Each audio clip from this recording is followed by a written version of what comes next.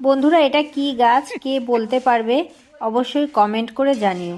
তো তোমাদেরকে গাছটা খুব ভালো করে সামনে দিয়ে খুব ভালো করে দেখাচ্ছি, আর একটু ক্লুও দিয়ে দিচ্ছি।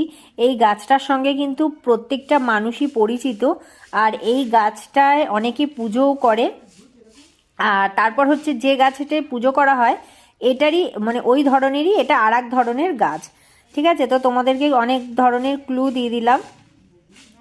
তো এটা একটি ঠাকুরেরই গাছ। তো তোমরা ভালো করে কাছ থেকে দেখো, দেখে আর অবশ্যই কমেন্ট করে জানিও। অবশ্যই আমি জানি যারা গ্রামের দিকে একটু থাকো তারা অবশ্যই জানতে পারবে যেটা কি গাছ। তো আমার তো ভীষণ ভালো লেগেছে, আর জানি অবশ্যই অনেকে যারা পারবে তারা কমেন্ট করে জানিও।